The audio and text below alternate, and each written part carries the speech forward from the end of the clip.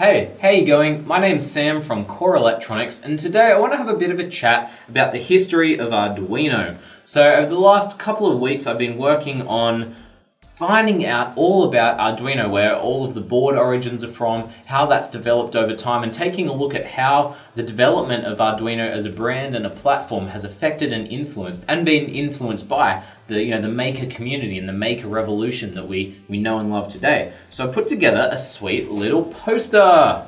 Yay, it is A3. It looks a little small there, but it's nice, it's big, it's got cool pictures, and I'm going to make sure I position that so everyone can see it well. So the history of Arduino, where did it start and what is it today, and everything in between. So if you're not sure, Arduino was founded in 2003. Arduino begins, that point right there, and it was in Italy. So there was a guy called Massimo Bunzi, who was he was Italian. His name was Massimo. And he founded Arduino. He was a professor or a teacher at the, let me make sure I pronounce this right. Yeah, oh no, it's just the Interaction Design Institute, Ivrea. I think that's the correct pronunciation. If there's any Italians watching, feel free to comment below and correct me on my probably terrible pronunciation. I'm sorry. But it was founded there. And the name is found in a local pub. Where else? And it was a place near the design school, this sort of innovative school for technology and electronics and programming, things like that. And they would go there and talk about their ideas. And so it was called the Bar di Re Arduino. Close enough. So we have Arduino in 2003, which is pretty cool. Now, Massimo Bunzi wanted to create a platform for his students to be able to get stuck into microcontrollers without having to pay ridiculous costs for their basic development platforms and that really steep learning curve that was associated at the time. Nowadays, every second product that's been released is saying, are you sick of, the high costs to get learning with this, or you're having to learn this? And it's a bit of an exaggeration, but back then it was especially true. It was really tricky to get stuck in to microcontrollers from a new perspective if you haven't done it before. So that's the goal. So 2003, we have that. Nothing in 2004. They're just working on stuff, all right? They're working some stuff out. Then the Arduino IDE comes into play in 2005, along with the first board. So the IDE is built on a software project by one of Massimo's students called Hernando Barragan. It's a very Australian pronunciation of that name. Anyway, Hernando was creating this software framework so that people could do away with all of the direct pin manipulation, all of the things that can be daunting at first, and make it really easy to read and to write. And that's where we get the now venerable digital read, digital write, serial, for all those functions they came from wiring. So Massimo saw this functionality, saw his vision for the board, and wanted to bring them together. Now there's a lot of controversy surrounding the Arduino brand, particularly in the last couple of years. We are aware of this. If you've read up on about it, fantastic. I'm not going into this today. This isn't an Arduino versus Genuino debate or discussion. We're just talking about how Arduino, what it is today, came into being. So I've mentioned it, but we're not going into detail.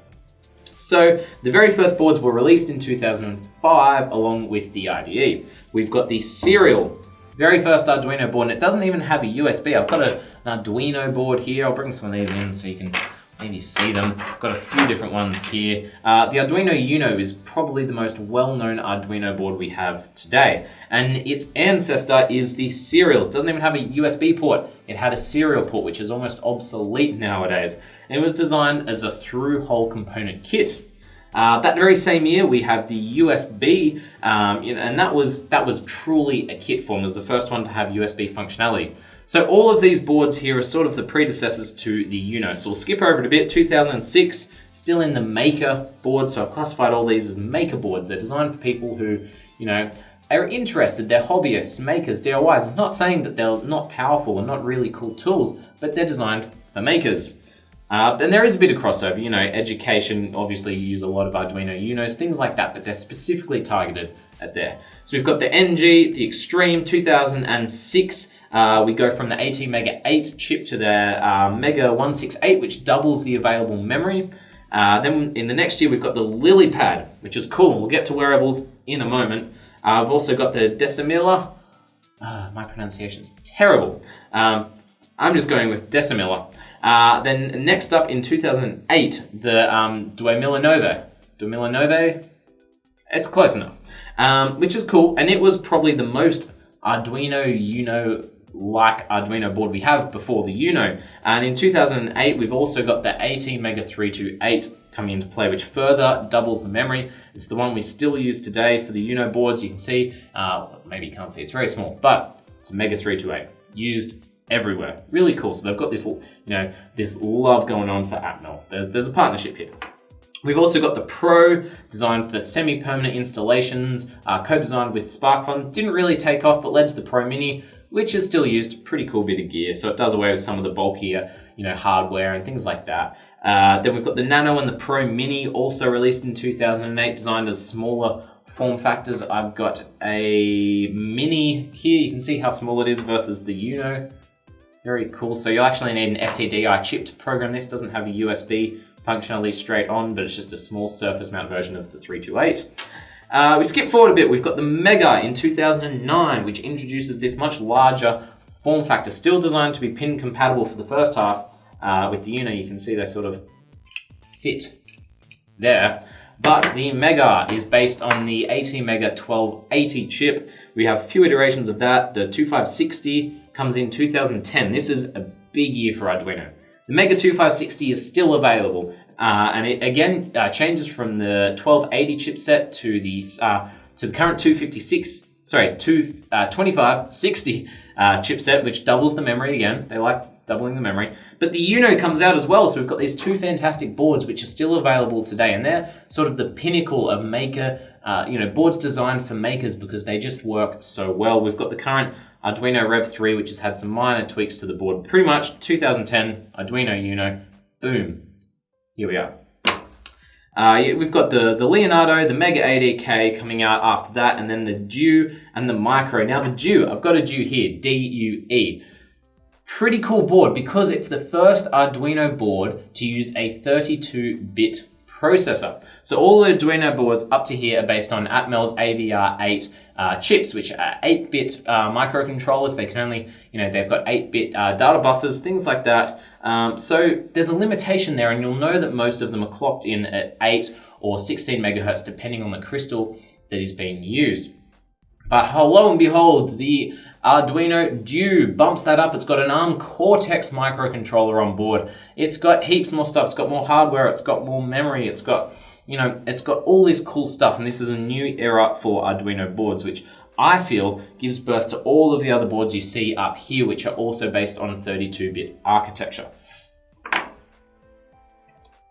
So that's Maker boards. That's where we get to, and there's no new Maker boards, that I've clustered as Maker, released from 2012 onwards. For a reason. The Due, the Mega 2560, the Arduino Uno, the Leonardo, they're all great boards. There's no need to upgrade, and there's no need for them to be superseded by anything. Everyone still uses and loves the Arduino Uno for a reason. If it ain't broken, don't fix it. So that's the Maker. So affordable boards that are community driven, that are modular and adaptable. That's the whole purpose. So we come to wearables. Now I mentioned back in 2007, the LilyPad was released, and this is a collaboration between SparkFun, who we now know and love, and Arduino. It's got a purple board. That's why it's a little bit different, but it was based on the Mega 168 chip because that was the time period then. The Triassic period, perhaps, and it's really, really interesting because it is a wearable board. You can see rather than header pins, it's got all these, sort of circular petal-shaped, lily pad. I feel like that's the gist.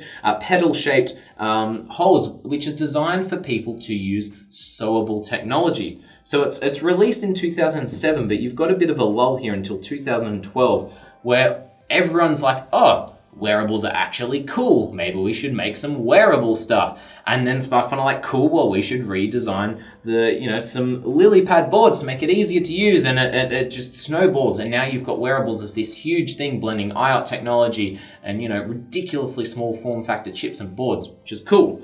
2012, you've got the LilyPad Simple, pretty much a dulled down version of the original. The Snap, which just uses press studs for the connectors, really, really cool, and the USB, onboard USB functionality, which is sweet.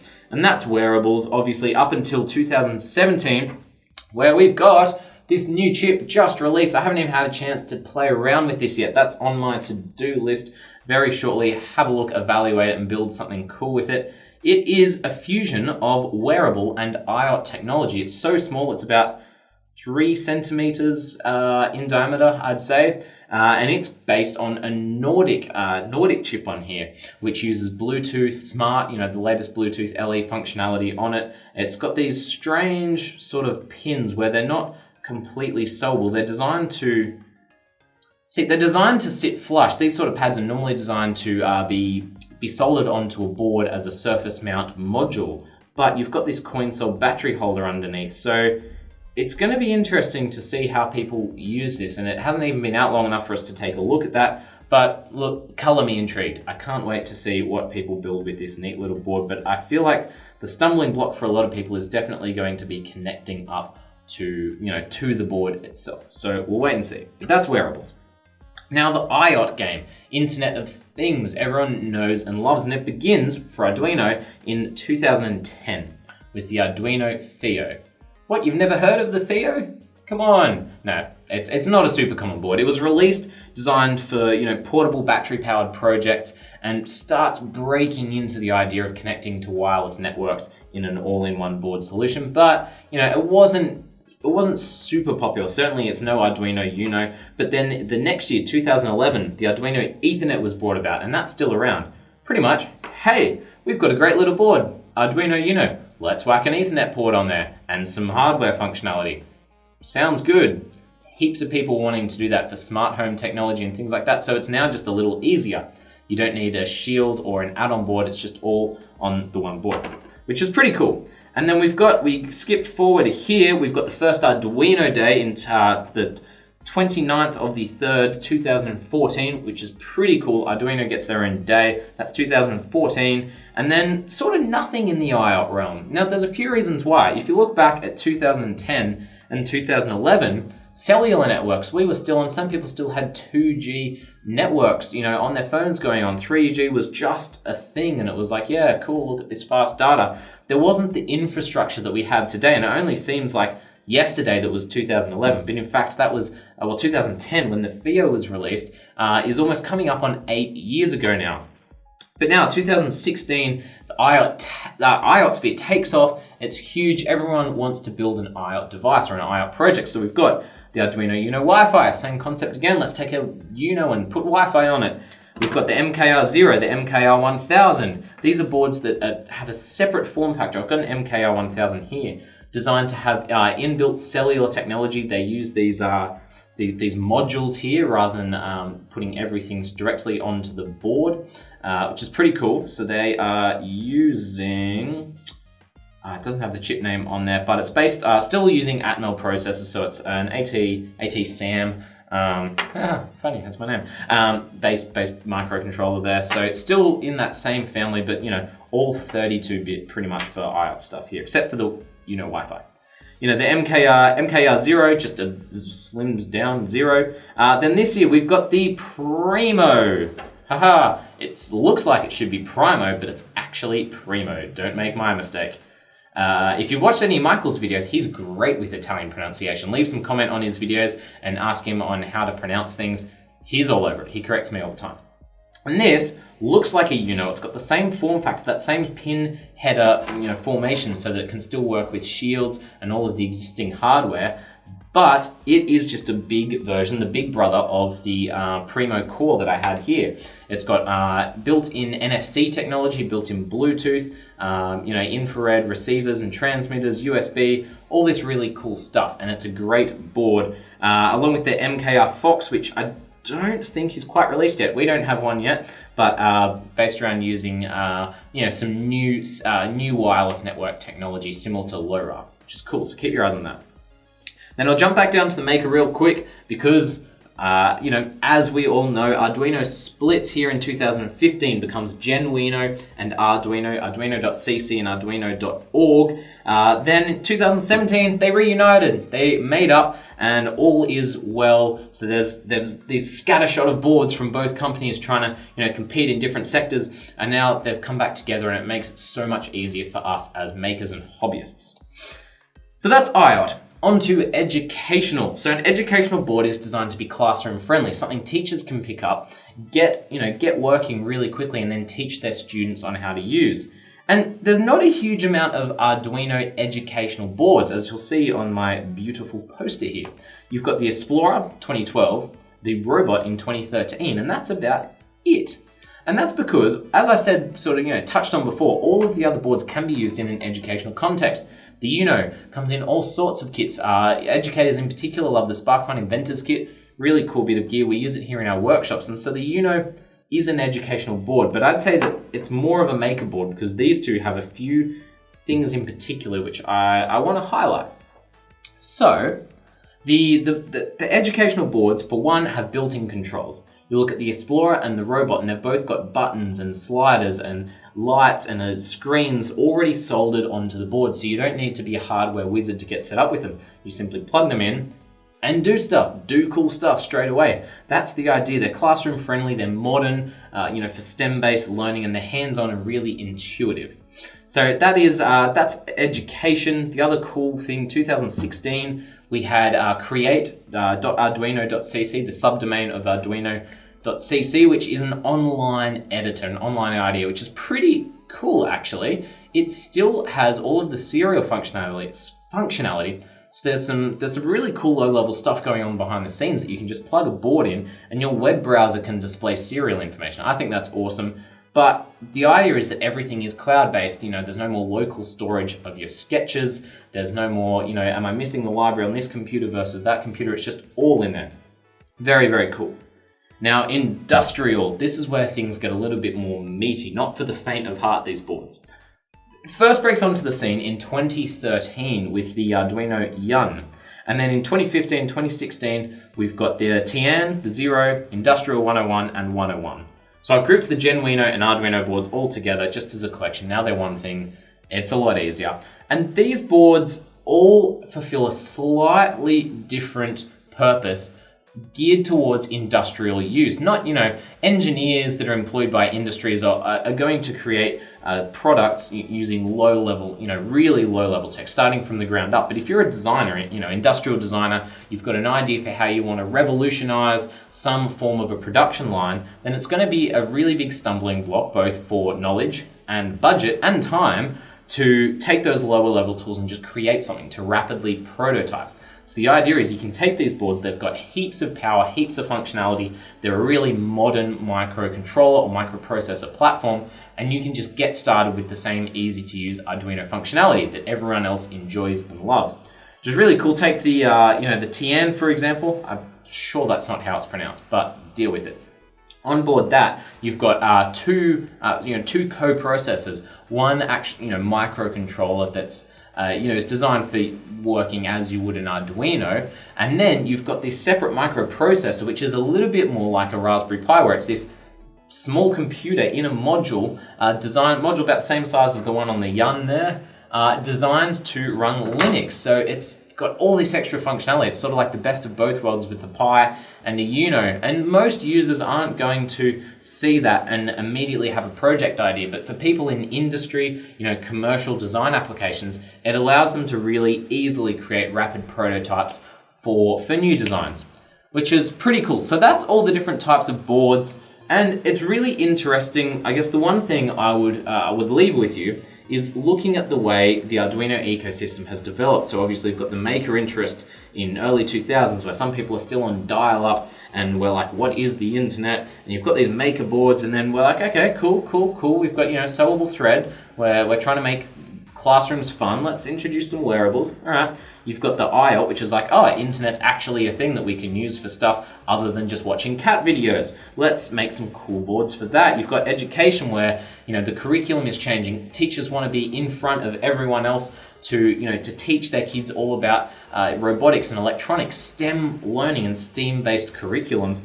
And then industrial is like, whoa, everything is so much cheaper than it used to be. Let's take Arduino and make it really powerful and awesome for everyone to use. And they're the 5 families or the 5 spheres of Arduino and where it is today, which is super cool. Now, this poster, I've got a link to a smaller version, a 1280 pixel wide version here. That's the screenshot there. And then there's also a link to the full A3 size, and you're more than welcome to download that, get it printed out at your local, wherever you have access to an A3 color printer. You can print that out, stick it on your workshop, stick it, in your bedroom. We'd love to see some pictures of, people that have printed this out. And yeah, I'm really stoked on it, and I just wanted to share a bit about my journey of learning where Arduino has come from, right at the grassroots over in Italy through to the huge maker-wide, almost a household brand that it is today.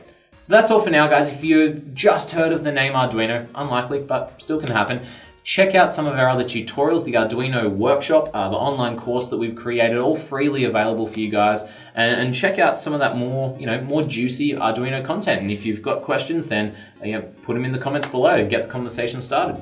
See you guys.